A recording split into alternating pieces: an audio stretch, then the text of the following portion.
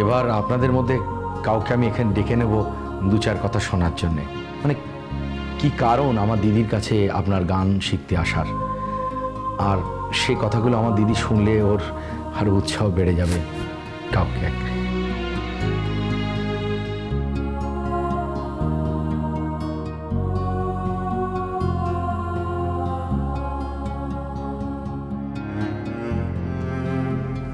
আমরা আজ এখানে শুধুই ভালো গান শিখব বলে আসিনি, আমরা এসেছি একজন ভালো মানুষের সঙ্গে থাকতে পারবো বলে, যিনি তার অনেক প্রতিবন্ধকতা থাকা সত্ত্বেও নিজেকে এই মহান কাজে ব্রতী করতে পেরেছেন। আর আমরাও তাই কথা দিচ্ছি, আমরা দিদির পাশে থেকে, দিদির সাথে থেকে একদিন এই ছোট্ট চারা গাছকে মহিরুহে পরিণত করব।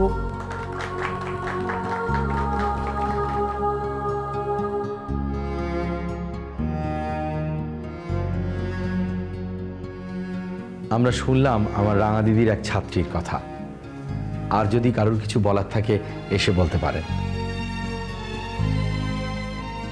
আমি বলতে চাই, আমি আমি একটু কথা বলতে চাই। আমাকে দু একটা কথা বলার সুযোগ দিবি ভাই?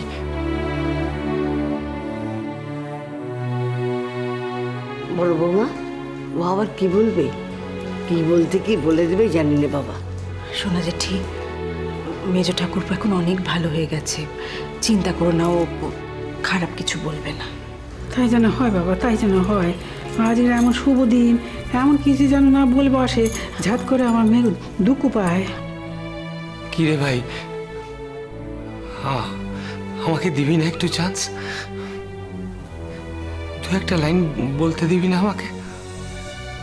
ভয় নেই রে, আমি এমন কিছু বলবো না যাতে আজকের এই পবিত্র অনুষ্ঠানটা অপবিত্র হয়ে যায়। বলবো না এমন কিছু। আমার মেজদাদা কিছু বলতে চেয়েছে নিজে থেকে, তাহলে একটু শোনা যাক আমার মেজদাদা কি বলে। মেজদাদা এসো।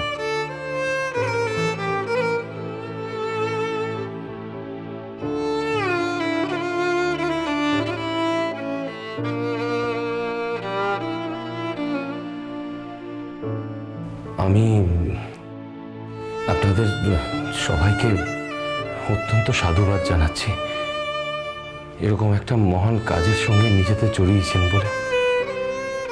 আমার বোনকে সাধুবাদ জানানোর মতন কোনো ভাষা তো আমার নেই। আমি শুধু মনে মনে নিরন্তর ক্ষমা প্রার্থনা করি ওর কাছে।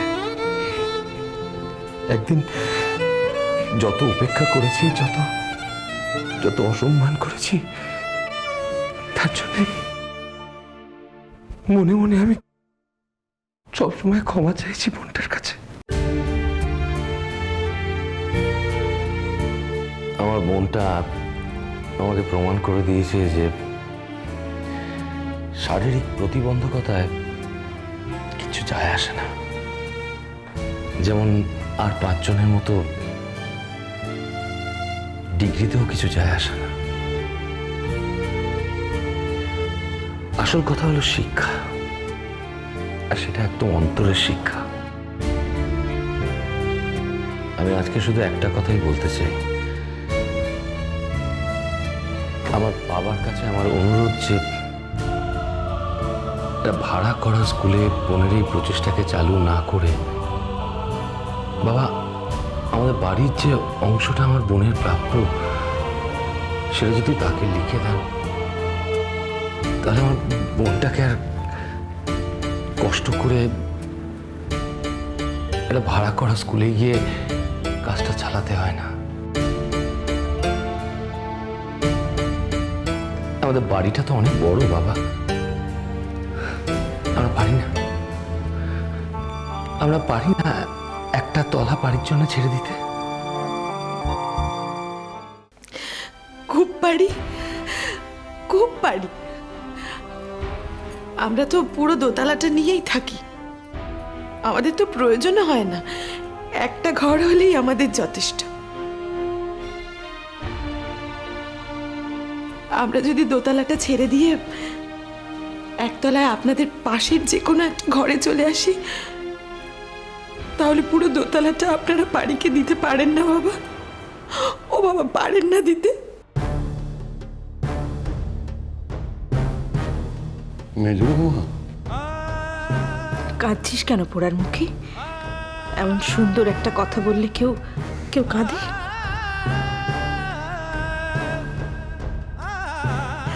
আমি কি একা কাঁদছি নাকি?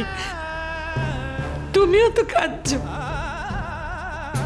বাবা, আপনি যদি এখানে আজকে সবার সামনে আমাকে কথা না দেন, আমি এখান থেকে যাব না।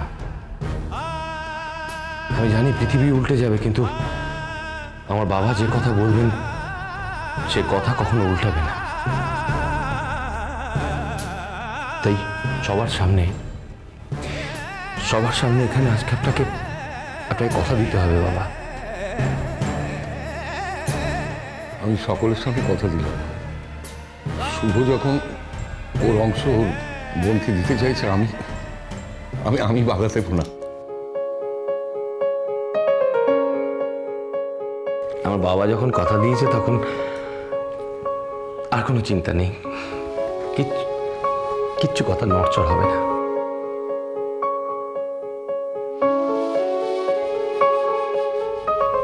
পারি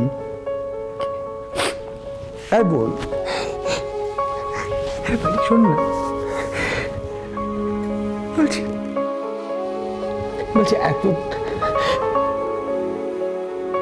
এত কষ্ট করে এত দূরে এসে ভাড়া করা জায়গাটা তো স্কুলটা চালাতে হবে না বল। তুই যদি আমাদের বাড়ি থেকে স্কুলখানা চালাস না, তাহলে যেটা হবে, তো স্কুলের কাছাকাছি থেকে আমরাও নিজেদের খানিকটা উন্নত করতে পারবো, তাই না বোন?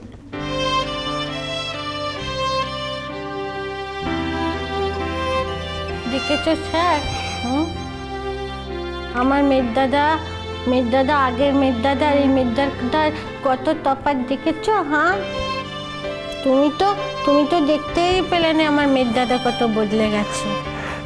তুমি তো বলতে বাপু, মানুষের মধ্যে ভালো মন্দ দুই থাকে। কখনো মানুষ মন্দের বশ হয়, কখনো মানুষ ভাওর বশ হয়।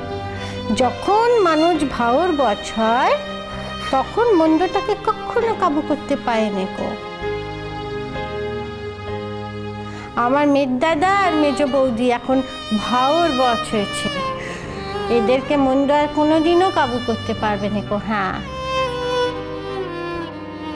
ও মেজদাদা, আমি তো আর বেশি দিন বাঁচবো নি কো। হ্যাঁ, আমি যখন মরে যাবো বাপু, তোমাদের দোতলা তোমাদেরকে দিয়েই ডাং ডাং করে চলে যাবো। হ্যাঁ, বলিস না পারি, বলিস না।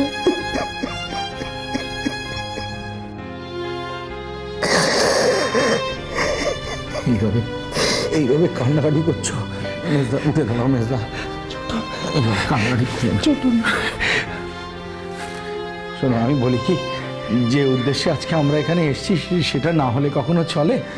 ওই যে রাঙা দিদি আজকে গানের স্কুল করলো এখানে, তার আজকে প্রথম দিন। রাঙা দিদি একটা গান না শেখালে কখনো হয়? তুমি আজকে একটা গান শেখাবে না বলো, এদেরকে শেখাবে না? আজ আমরা প্রথম দিন, সত্যি কিছু কাজ করতে চাই। আপনার গানের মধ্য দিয়ে আমাদের সেই কাজ শুরু হোক। দিদি, আমরা আজ আপনার কাছে গান শিখতে চাই।